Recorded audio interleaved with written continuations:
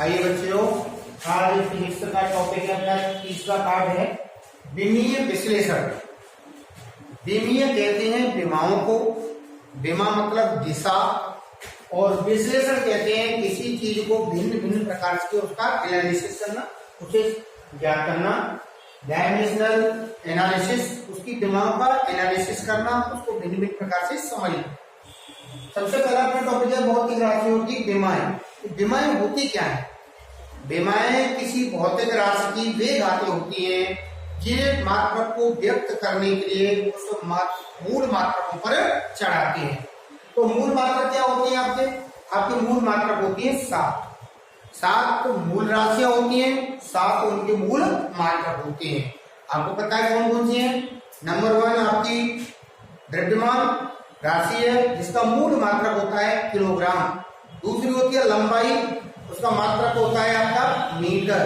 तीसरी होता है आपका समय, उसका मात्रक होता है सेकंड। चौथी होती है आपकी ताप का मात्रक होता है केल्विन। तीसरी होती है आपकी ज्योति तीव्रता, उसका होता है कैंडला। और इस प्रकार एक होती है आपकी पदार्थ की मात्रा जिसका मात्रक होता है मोल।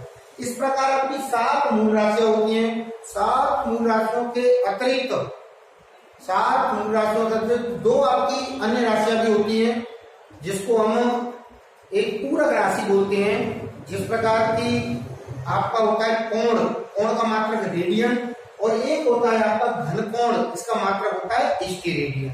इस प्रकार की राशियां हैं। अब बात आती है कि विमाओं की। विमा क्या है? विमा क्या है?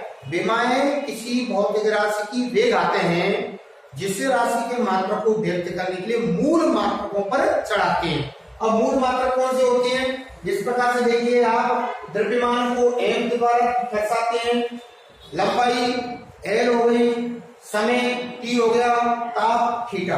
अब ये मानिए कि हमारी जो विमाएं हैं वो द्रव्यमान में a घात है, लंबाई में d है, और ताप में c, और ताप है उसमें ठीक आपकी डी है।